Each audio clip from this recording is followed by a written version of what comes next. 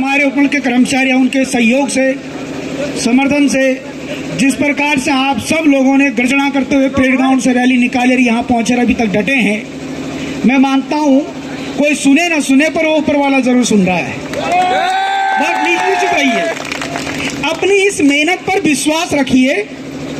देने वाला इंसान नहीं हो सकता है, इंसान सिर्फ लेना जानता है, देना ऊपर वाला जानता है। और वो जब देता है तो छप्पर फाड़ के देता है, ऐसा नहीं देता हो। और वो जब देता है तो वो किसी का घर नहीं देखता है, किसी का महल नहीं देखता है, किसी की झोपड़ी नहीं देखता है। वो सुदामा के झोपड़ी को महल बनाने की भी हिम्मत रखता है। निश्चित रहिए, मैं विश्वास के साथ कह सकता हूँ आप सबसे। अभी हमारे बड़े भाई बिल्ला साहब मुलाकात कर रहे हैं। हमारी प्रथम बैठक का अवसर मिला, हमने बैठक कर ली उनसे। हमारे विशाल भाई बैठक कर रहे हैं। और जितने हम सब लोग वहाँ गए थे, मैं ही एक व्यक्ति था जो अनभिज्ञ था। मैं अपने आप को कभी परिपक्व नहीं कह पाऊंगा, क्यों इस व्यवस्था में फंसे हुए हैं। पर जितने मेरे साथ गए थे सब लोग ज्ञानी थे, समझदार थे। बहुत अच्छे से तर्क वितर्क हुआ, रोष भी आया, आक्रोश भी था, जोश भी था। और उसके साथ साथ ये भी है कि मुंह में हाथ डाल के निकालने की ताकत भी अभी भी रखी हुई है। हम ज्यादा दूर न जाएं, मुद्दे की बात पे आ जाते हैं। जिलाध्यक्ष दिख रहे हैं हमारे जिलाध्यक्ष, हाथ खड़े कर लो पहले। भैया गुड न्यूज ऐसे थोड़ी ना सुनाई देती है, टाइम लगता है, सुनो पहले जरा 2 मिनट। मैं दिन भर बोला भी नहीं ना आपके बीच में, अंदर चले गया था, 2-2.5 घंटे लग गए। जिलाध्यक्ष बैठे हुए, बहुत सुंदर, वेरी नाइस। और जो हमारे जनपदों से कर्मचारी आए थे वो भी बैठे, हाथ खड़ा कर दीजिए। बनाए हुए इस विश्वास से मैं मानता हूँ निश्चित तौर पे आने वाला कल, आने वाला समय और जो होगा, जो होने वाला जा रहा होगा, वो भी निश्चित तौर पे बहुत बेहतरीन होगा और सबके भविष्य के एक दिशा दशा बदलेगी। और मैं मानता हूँ हमें ये मान लेना चाहिए, तय कर लेना चाहिए कि मैं तो इस व्यवस्था में फंस चुका हूँ। मेरी मुलाकात होनी थी, वो कहीं इंटरव्यू में थे। हमने कहा चलो हमारा तो नहीं हो रहा, भला जिसका इंटरव्यू ले रहे हो उसका तो होने दो। हमने कहा और लाओ दूसरा कोई। दूसरे आए, जॉइंट सेक्रेटरी साहब थे अनिल साहब, उनसे बातचीत हुई। जितने हमारे थे, गोदयाल जी, विनय भाई साहब, प्रमोद उसाई जी, राकेश जोशी जी, और भी साथी थे 2 हमारे। और सबने उनसे, आप सोच सकते हैं, पानी नहीं पीने दिया उनको किसी ने। काम बाद में, आज हमने का मौका मिला है, लताड़ लगा लेते हैं। अच्छी लताड़ लगी। उन्होंने कहा साहब कि हमारे हाथ में करने का डिसीजन नहीं है। तो हमने कहा आप आए क्यों?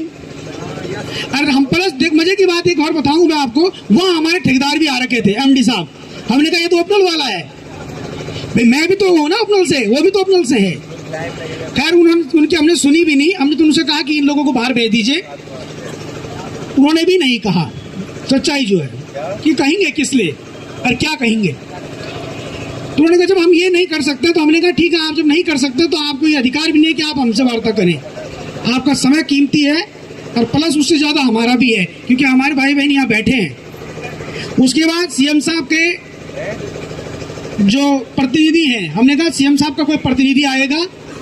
और अभी तत्कालीन सीएम साहब के प्रमुख सचिव बने हैं आर.के. सुधांशु जी, उनसे बात हुई। उन्होंने कहा इसमें समय लगेगा, हमें टाइम दो। हमने कहा टाइम नहीं है, मौसम भी खराब हो रहा है, हमने भी बिगाड़ना है। क्या बिगाड़ना है? आगे भी तो जाना है। मुस्कुराते नहीं वो लोग, आप लोग समझते नहीं, बहुत सोच से समझते हो। तो हमने कहा जब आप ये नहीं कर सकते हैं, तो हमने कहा हमने जो तय करके गए हैं, और जैसा आप लोगों ने कहा था कि हाथ में कागज होगा और घर में गृह प्रवेश होगा, तब हम घर जाएंगे। अब इसी क्रम में ये निर्णय होना है। विशाल भाई का हम वेट कर रहे हैं, जैसे वो आते हैं तो हमने यहाँ से थोड़ा और आगे निकलना है ना, आगे जाना है ना, जाएंगे। उनका हम वेट कर रहे हैं। उसके बाद अभी तक का जो कुल मिलाकर निष्कर्ष निकला है, ऐसा नहीं कि व्यवस्था नहीं बन रही है। मैं आपसे वादा करता हूँ, मैं वर्ष 2008-9 से धरना कर रहा हूँ और आज इतिहास का पहला दिन है कि मैं वार्ता में गया हूँ। मैं कभी नहीं जाता हूँ, लेकिन परमात्मा की कृपा से मैं ये मानता हूं कि होगा, बेहतर होना है, बहुत अच्छा होना है। हमने एक तो इस ठेकेदारी प्रथा को बंद करने के लिए आग्रह कर दिया है।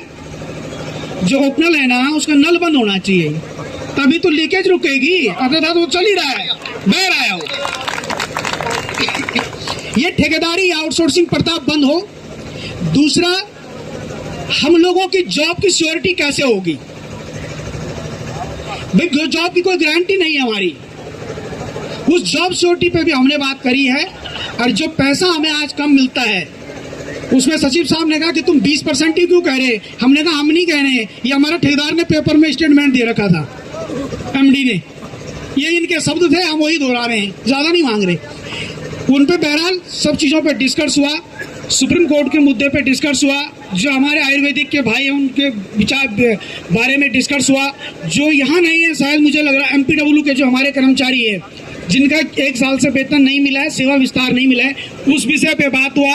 सुशीला तिवारी में जो हमारे लोगों को स्ट्राइक के दौरान का वेतन नहीं मिला है, उस पे बात हुई।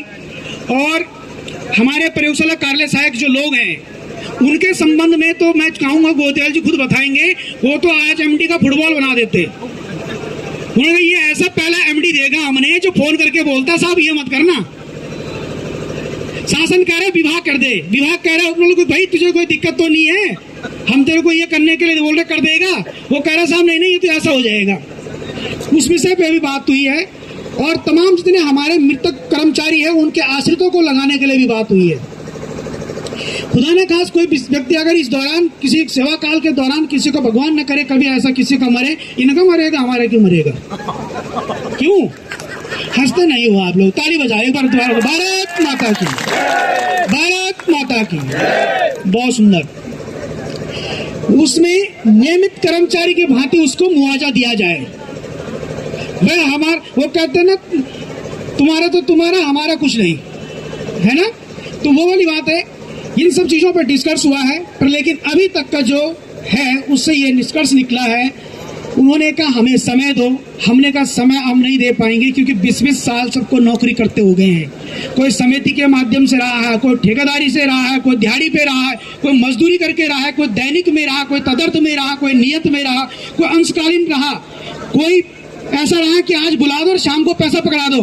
एक रेवेन्यू का टिकट लगता था, मैंने वो समय भी देखा है। और उस रेवेन्यू के टिकट पे साइन कराए जाते थे तो दिहाड़ी मिलती थी शाम को। उन सब व्यवस्थाओं को खत्म किया जाए और सबको नियमित रोजगार दिया जाए। और सब लोग जिस प्रकार से इस प्रदेश को विकास की धारा से जोड़ने का काम कर रहे हैं, विकसित और विकासशील बनाने का काम कर रहे हैं, उनको मान और स्वाभिमान के साथ जो है नियमित कर्मचारी के भांति काम करने का अवसर दिया जाए। ये अभी तक का है। अब इसमें जितने मेरे ओपनल के कर्मचारी भाई बहन हैं, जितने हमारे सफाई मजदूर संघ के भाई बहन हैं, बिरला साहब उनको संबोधित करेंगे जब आएंगे, उनका क्या डिस्कस होता है। पर मैं आप सबसे कहूंगा, यहां से अगर ओपनल के घर गए, मैं ओपनल की बात कर रहा हूं फिलहाल, मेरे मजदूर संघ के भाई परेशान ना होना, आपको कैसे छोड़ सकते हैं हम?